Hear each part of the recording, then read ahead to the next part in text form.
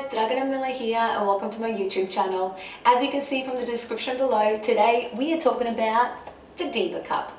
And the reason why we're talking about the Diva Cup is because this thing has changed my life. And if it's changed my life for the better, I really hope it changes yours. Now, my girlfriend introduced me to menstrual cups about 3 years ago. And the reason why I went with this brand as opposed to the Lynette, Lena, Athena, Duchess Cup, Soft Cup and Blossom. The reason why I didn't go with them is purely for convenience. This was available at my local pharmacy and the others I would have had to purchase online.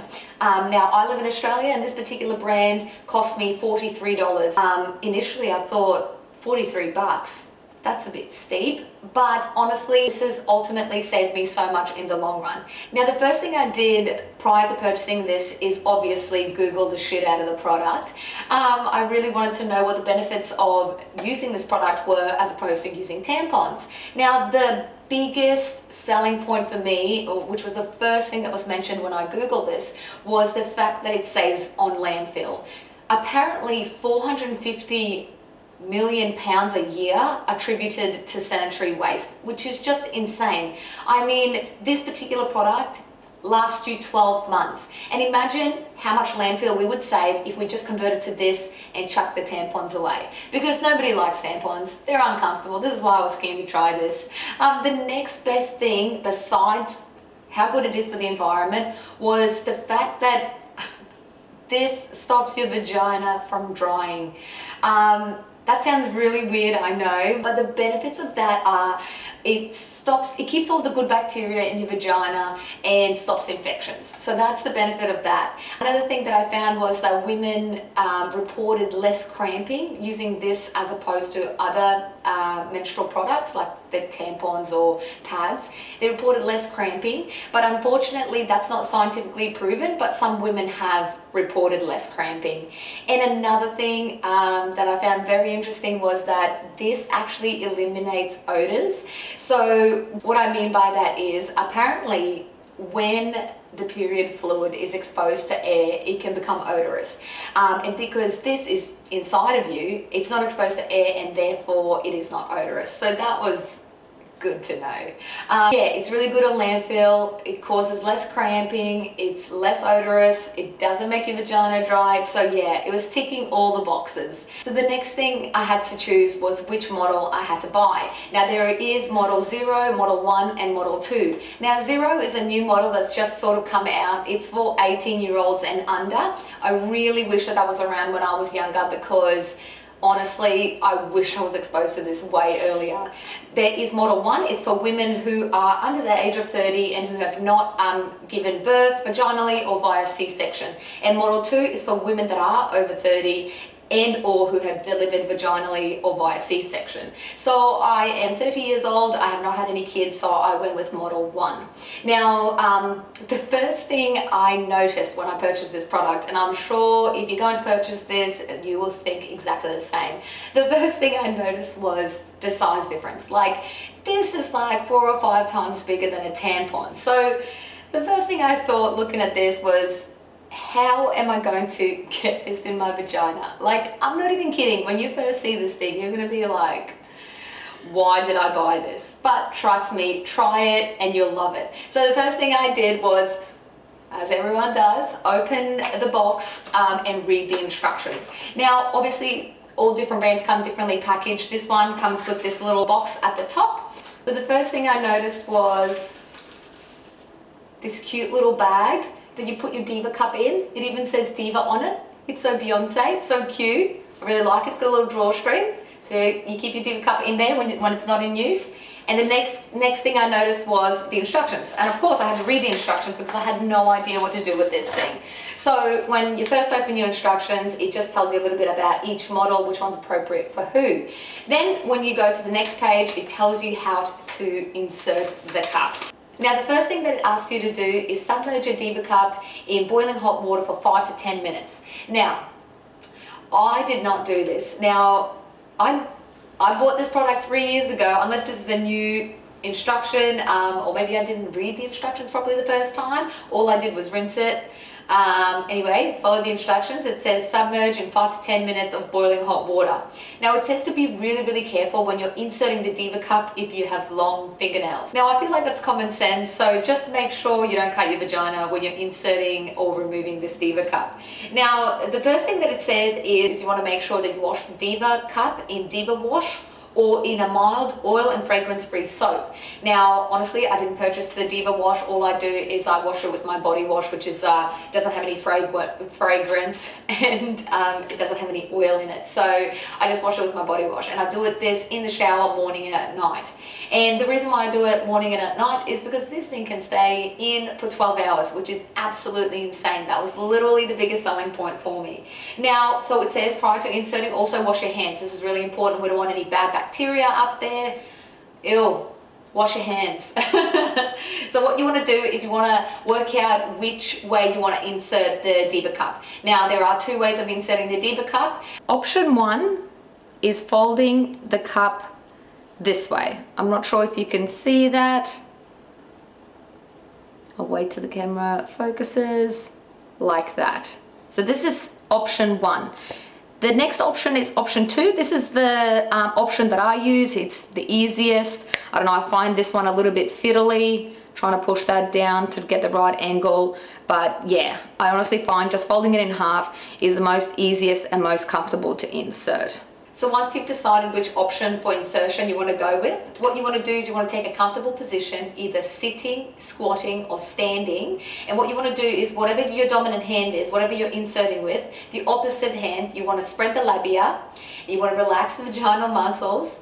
And what you want to do is you want to insert this horizontally towards the tailbone. So you're not just going straight up, you're going horizontally, and you want to push it in until the stem is in line with your vagina. Once it's in line with the vagina, you will feel a popping sensation. Not a popping, just one pop, like that, a pop sensation once this is opened in your vagina. Now initially when I tried this for the first time, it was a weird sensation. Like, I'm not even kidding, it was just like, ooh, like when it popped inside, it was like that. And it was a little bit of getting used to, but it's fine, like it's no biggie. So anyway, but once it's inside, you want to grab the base of the cup and you want to rotate it 360 degrees. And this makes sure that the cup is fully open inside. If the cup is not fully open inside, what it can do is cause leakage. So if it's not fully open, blood can bypass the sides, and then you'll have little leaks, and yeah, nobody wants that. So you want to make sure this is fully inflated inside. Another thing that I literally just read before was, I've never had to do this. So it says that you can, once you put this inside, if you don't feel like it's inflated, if you didn't feel that pop sensation, you can insert a finger into the vagina right next to the Diva Cup, push on the vaginal wall to create space so the cup can inflate. I've never had to do that, but if you gotta do it, you gotta do it. So once it's inside, yeah, you want to be able to fully rotate it. That's how you know it's fully in. Now, this particular cup holds 15 mils and Model 2 holds, I think, 30 mils. It's a bit of a trial and error for the first month. You're trying to work out how many times you have to empty it during the day, depending on your cycle. They do say that we pass like 30 to 60 mils of fluid each month, but everybody's different, you know. If yours is more than normal, you know, don't freak out. If you're really worried, go see a medical professional. But so yeah, you want to be able to turn this fully, and you want to make sure that it's fully open inside so you don't get any leakage.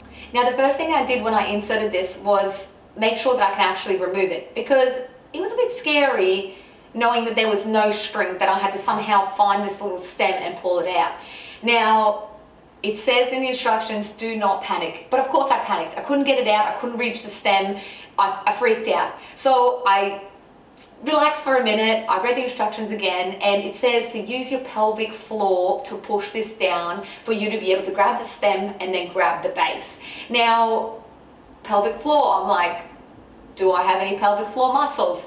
You got pelvic floor muscles. You can work on them if you need to, but it was fine. I just like pressed down and was able to grab the bottom of this stem, and then I was able to sneak my hands up and grab the base of the cup. When you grab the base of the cup, they say that the seal is released, and when you're removing it, you should sort of move it from side to side and then remove it, but with the cup facing upwards. Now, the reason why they say that, obviously, is so you don't have any accidents or any spillages when you take it out. Now, the first time I actually emptied the cup, I was really nervous, and understandably so. The cup had been in for about 10 hours. I did a long shift of work, and I couldn't get to the toilet in time to empty it in between, and I was really nervous because I knew it was going to be full. Now, it was day one and the flow was a bit heavy. You probably don't want to know that, but you know it. Anyway, I don't know what happened. I must have been just super excited to remove it, and instead of keeping the cup upright, I just wanted to get it out as quickly as possible. And when I removed it, instead of going straight down, I went on an angle. The contents in the cup spilled all over the toilet seat, all over my leg and on the ground. It was the most disgusting thing ever, and it was literally like a massacre. I really hope this never happens to you, but I wanted to share that because, well, if you're drunk, if you're in a hurry, these things can happen, and I just want you to be aware that it is possible to do, it's easy to do. Just be really careful, hold it upright, and make sure you're pulling it out straight and then emptying in the toilet. And also make sure you're really careful when you're doing this over the toilet, because I mean, this could fall into the toilet and you can't retrieve that. That's disgusting. That's got to go. Like, you got to get a new one.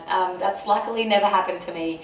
But that's pretty much how you insert and remove the Diva Cup. Now, they do mention that you can trim the stem a little bit, but no less than 0.6 centimeters. This is just if this becomes irritated when it's inside of you. I actually didn't have any difficulty with that. They say that the stem's got to be in line with your vagina. Don't push it too much further, or that will be really hard to remove.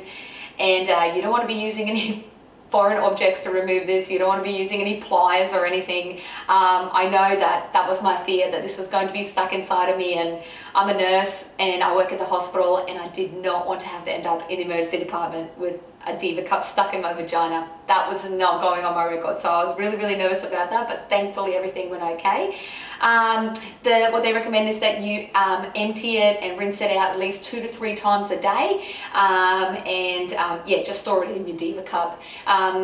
That's pretty much it. That's the Diva Cup in a nutshell. You can have it for 12 months. You can have it inside of you for up to 12 hours, but at least wash it 2 to 3 times a day as recommended by the instructions.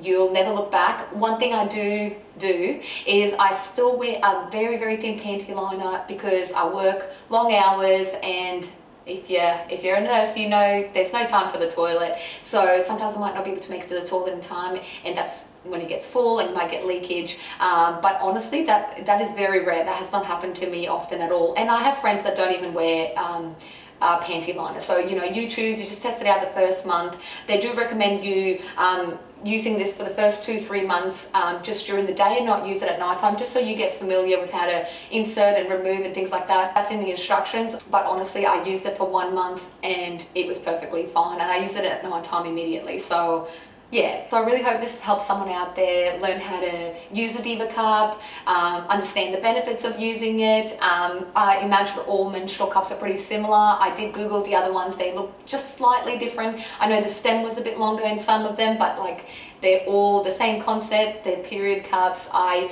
honestly have never looked back. This thing is the best thing since sliced bread.